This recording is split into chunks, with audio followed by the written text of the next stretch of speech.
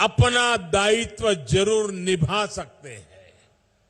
भाई और बहनों, आज जब मैं आपसे अपनी विरासत को संजोने की बात कर रहा हूं, तो देश के प्रख्यात इतिहासकार शिव शाहीर बाबा साहब पुरंदरे जी को भी याद करूंगा।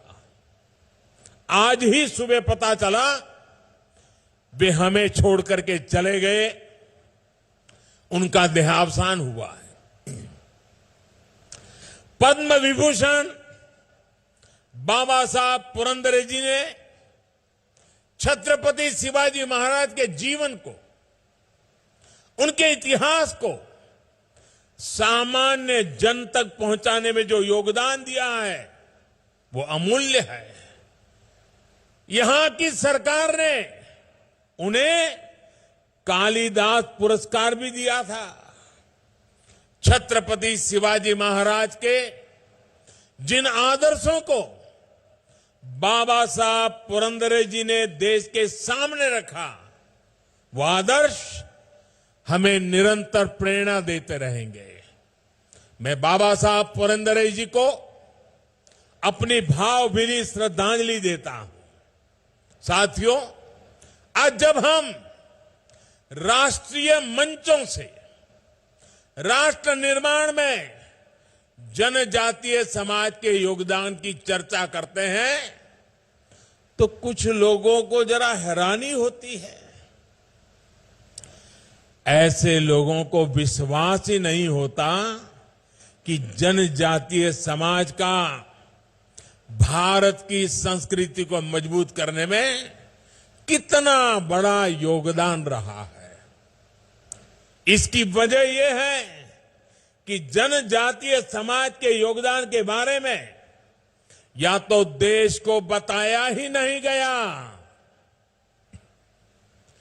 अंधेरे में रखने की भरपूर कोशिश की गई, और अगर बताया भी गया तो बहुत ही सीमित दायरे में जानकारी दी गई।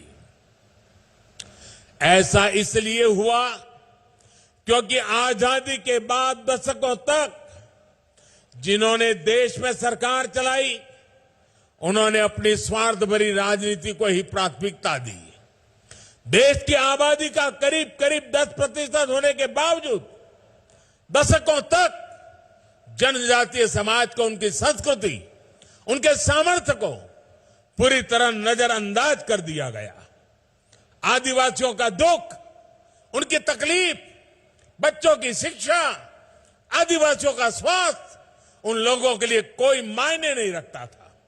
साथियों, भारत की सांस्कृतिक यात्रा में जनजातीय समाज का योगदान अटूट रहा है। आप ही बताइए, जनजातीय समाज के योगदान के बिना क्या प्रभु राम के जीवन में सफलताओं की कल्पना की जा सकती है? बिल्कुल नहीं।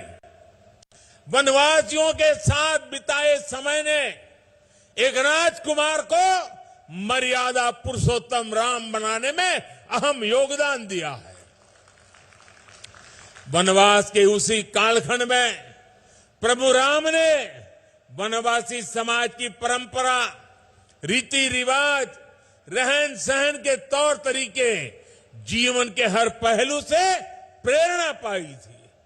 साथियों, आदिवासी समाज को उचित महत्व न देकर, प्राथमिकता न देकर पहले की सरकारों ने जो अपराध किया है, उस पर लगातार बोला जाना आवश्यक है। हर मंच पे चर्चा होना जरूरी है। जब दशकों पहले मैंने गुजरात में अपने सार्वजनिक जीवन की शुरुआत की थी, तभी से मैं देखता आया हूं कि कैसे देश में कुछ राजनीतिक दलों ने सुख सुविधा और विकास के हर संसाधन से आदिवासी समाज को वंचित रखा। अभाव बनाए रखते हुए चुनाव के दौरान उन्हीं अभावों की पूर्ति के नाम पर बार बार वोट मांगे गए, सत्ता पाई गई, लेकिन जनजातीय समुदाय के लिए जो करना चाहिए था, जितना करना चाहिए था और जब करना चाहिए था, ये कम पड़ गए, नहीं कर पाए, असहाय छोड़ दिया समाज को। गुजरात का मुख्यमंत्री बनने के बाद मैंने वहां पर जनजातीय समाज में स्थितियों